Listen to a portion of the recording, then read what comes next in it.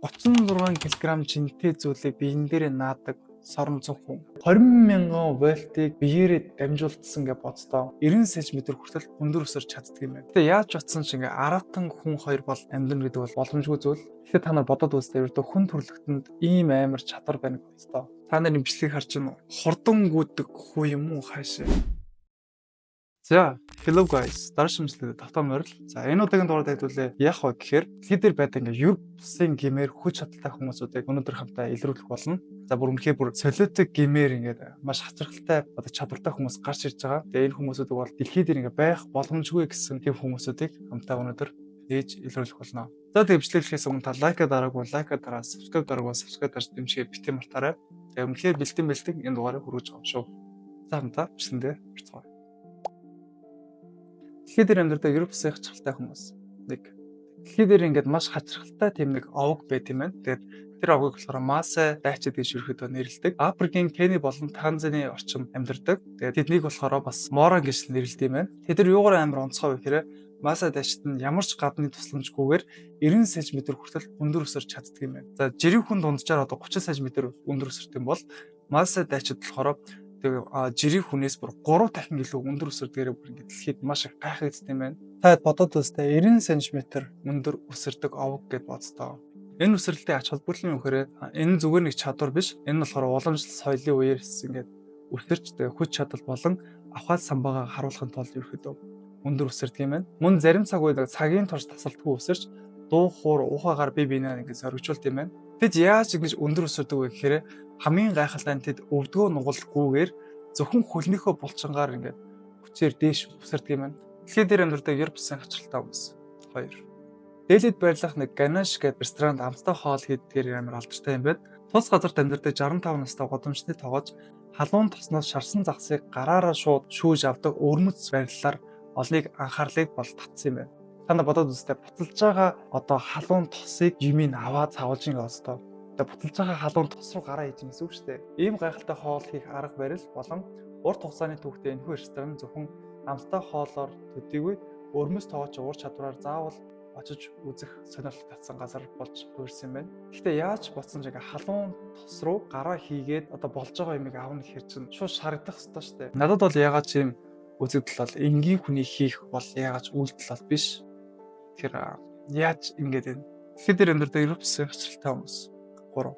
Дэлхийд дээр ингээд амтантай ярьж одоо амтантай нөхөрлөдөг нэг хачирхалтай хүн байд юм байна. Кевин Ричардсон гэдэг хүн байд юм байна. Арслан болон Эрвис Гейн гэх мэт том одоо биетэй аратнуустай онцгой харилцаа тогтоож чаддаг чадвартай. Тэр 1974 оны 10 сарын 8-нд Өмнөд Африкийн хотод төрсөн. Багаас амьтад амар хайртай байсан бөгөөд азар тэр арслангийн хүрээлэнгээр ойролцоо амьдардаг байсан. Тэнхээ эзэнтэй найзлснаар аврагдсан одоо аратнуустай ойр байх боломж гарсан бөгөөд түүний амьдралд том өөрчлөлт бол орсон юм байна. Дараа нь Кевин цагаан арслангийн хаан тус нэртэй газрыг байгуулж 26 гаруй арслан, түүнчлэн Гейн, Эрвис, утгын бус амьтдыг асарч эхэлсэн байна. Харин 2019 онд өөрийн гэсэн Кевин Ричардсон Wildlife гэдэг зэрлэг амьтдыг асрах байгууламж бол нээсэн юм байна. Гэтэ яаж утсан ч ингээ аратан хүн хоёр бол амьдна гэдэг бол маш боломжгүй зүйл. Яг одоогийн нийгэмчтэй. Яагаад вэ гэхээр аратан гэдэг бол махан эзчтэн. Одоо ингээд урдаа байгаа бүх махбодыг бол амьтан бол идэхийг хүсэн шүү дээ. Хүн аратан хоёр зэрэг амьдарч байгаа бол одоо амьтантай ингээ ярьдаг гэх юм уу? Одоо юу мэрчээ. Дэлхийд дээр амьдардаг Европ улсын хачирхалтай хүмүүс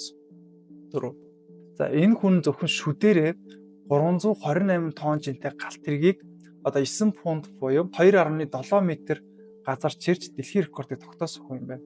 Та нар бодоод үзтээ шүдээрээ 328 тонн жинтэй галт тэргийг 2.7 м чирсэн годдоо. Энэ гэхдээ бүр амар итгэмээргүй байгаа. Тэр амандаа ган төмөр олс сууж модон толгуур дээр хөлөө байрлуулан бие хоош татаж эхлэхэд л үзэгчд алмарч одоо нэжигнэж алга ташиж тухайн хүний хүч чадлыг хязгааргүй боломжийг одоо үзүүлж байгаагаар бол хүмүүсийн анхаарлыг бол татсан юм байна. Тэгээ гайхалтай нь бол хүн бол төмөр биш. Харин тэр эмнэлгийн эртний баялагын арга барилыг олон жил дадлагжуулж зөвхөн биеийн бус оюун санааны хүчээр одоо энэ чадвар бол хөгжүүлсэн гэж ярьд юм байна. Түүнчлэн өдөр бүр эрүүний тусгай дасгал хийж нүүрний булчингаа хөгжүүлсэн. Мөн дээрээс хүмүүс бол түүний одоо боломж бол хязгааргүй одоо хөгжих боломжтой гэсэн одоо амьд жишээ гэж бол үздэг юм байна. Тэгэхээр та нар бодоод үзтээ ердөө хүн төрлөختөнд ийм амар чадвар байна гэдэгтэй.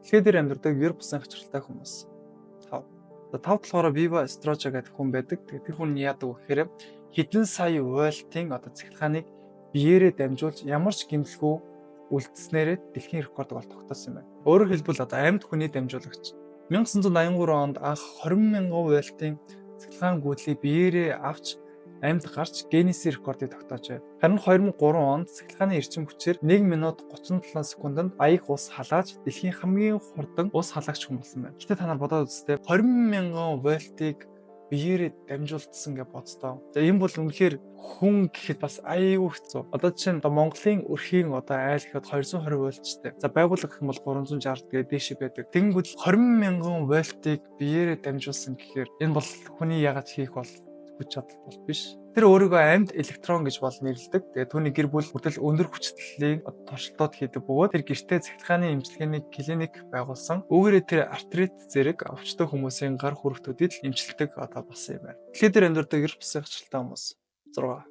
10 настай Наташа Демница бол хүний биед байгаа бүхнийг харах чадвартай хэмээн хэлсэн бөгөөд эхэндээ олон хүн түүний одоо үгсийг зүгээр л нэг төсөөлөл гэж бодож байсан ч утгагүй түүний хэлсэн зүйлийг үнэн болохыг баталсан байна. Түүний энэ гайхалтай чадвар бол эхэндээ ихийнхээ биеийг бол хараад олон эрхтнийг таних харьцсан явдлаас эхэлсэн байна. Тэгээд жилийн дараа Наташагийн чадвар улам гүнзгийрч генетикийн түвшинд хүртэл харах чадвартай болсон юм байна. Зарим хүмүүс түүний бүр мэрэгжлийн эмчээс ч илүү одоо итгэж эмчилгээний зөвлөх бол авдаг болсон юм байна. Гэхдээ айгүй сонио хүний биеийг нэвт хардаг охин гэж боддоо. Интернетэд олон танигдж түүнийг Их Британий телевизэн шоуд өрсөн бөгөөд тэр өвчний төрөл бүрийг яг зөв оншилж мөн дээрсэн зарим хүмүүс бол тэр охиныг бол психик чадвартай эсвэл одоо олон төрлийн өвчнийг илрүүлэх одоо маш их тэр аргыг суралцсан охин гэж бол бас зарим хүмүүс үздэг юм байна. Дэлхийд дээр амьдардаг ер бусын хачиралтай хүмүүс 7. Скот Пласбург бол хүний тооны тооцоолагч гэдгээр алдарсан. Оюун ухаанаар бүх төрлийн тооцоог секундын дотор хийх чадвартай. Тэрээр Гиннесийн номонд орсон бөгөөд нэмэх, хасах, үржих, хуваах, бүр квадрат болон кубын язгуур гаргах зэрэг бүх тооцоог 1 секундын дотор хийх чадвартай гинэ. За яг нэмэх, хасах ч яг одоо 1 секундын дотор хийлээ гэхэд квадрат болон кубын язгуур гаргах чадвартай гэж боддоо. 1 секундын дотор 2001 болон 2003 онд тэрээр 15 секундэд нэг тоог өөрт нь удаа дараа нэмэх рекордыг бол тогтоосон. Энэ нь ямар ч тооны машинтай харьцуулахад бол хамаагүй хурдан байсан. 1999 онд тэр хамгийн хурдан хүний тооны тооцоолагч календарыг зохиосон. Төгсөлгүй нэмэх тооцоог өдөр, сар, жил болгон одоо ашигладаг юм байна. Өдөр нь тэрээр сургалтаа явуулж шөнийн цагаар медиа эрхлэгч болж хүмүүс сэтгэн бодох чадвар, оюун ухааны тооны тооцоолыг сайжруулахад бол тусалдаг. Скот Пласбург бол гараар тооцоолох урлагийг маш өндөр түвшинд хөгжүүлсэн гайхалтай хүмүүст бол тооцогддог юм байна. Гэхдээ ямар ч тооны машинаас хамаагүй илүү хурдан боддог гэхээр тэр хүн чинь баг өөрөө химэл оюун ухаан юм шүү. Дэлхийд дээр амьдардаг ер бусын хачиралтай хүмүүс.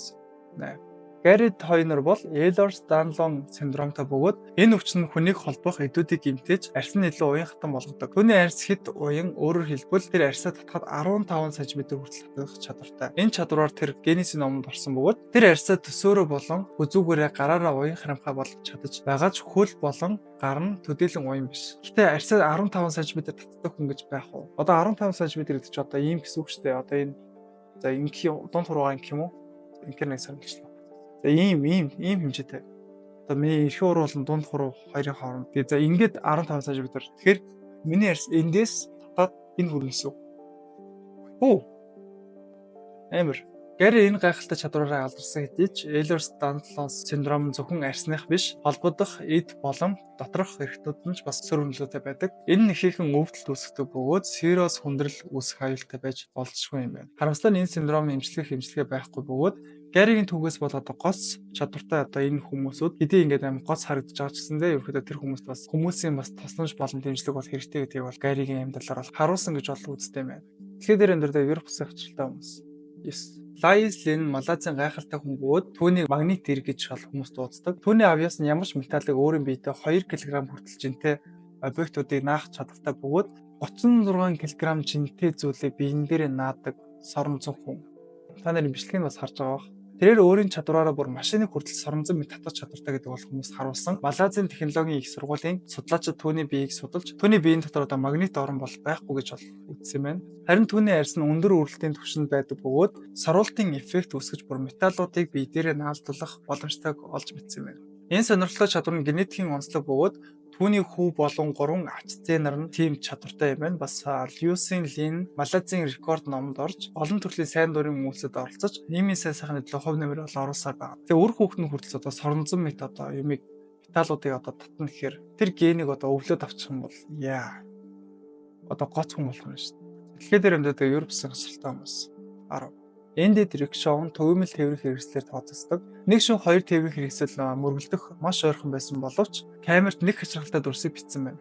Рикшоу бол хацааны машин мөргөлдөхөөс хэдэн секундын өмнө гинэт гэрэл гялалзаж рикшоуны жолооч замын нөгөө талд гарч батсан байв. Харин ачааны машин тэр дороо зогссон байсан. Та нарын имжлэгийг харж байна уу? Хурдан гүйдэг хүү юм уу хаашаа? Нууцлагэр хар өнгийн хувцастай рикшоуны жолооч болон ачааны машинтай осолцсон жолооч нарын бүрч бухимдуулан юу болж байгааг ойлгохгүй байсан. Хэдий ослоос хамгаалсан ч энэ онцгой үйл явдлын дараа тэрийг нэлээд сэтгэл хөдлөсөн байсан. Энэ хүмүүс төөрөгдөлтэй аимшигтай мэдрэмж төрүүлж магадгүй ч зарим хүмүүс супер хүчээ хүмүүс сайн сайхан хөдлөө ашиглаж тэгээ бас хүмүүсийн дунд нууцаар байгаагаараа бол хүмүүс бол сонирхолтой санагддаг юм байна. Гэхдээ бухимдуулаад тахтай явахт те. Гэхдээ надад бол энд хэлж байгаа баримт бол маш эвгүй сонирхолтой байгаа. Тэгээ хүн ингэж чадах юм уу гэмээр.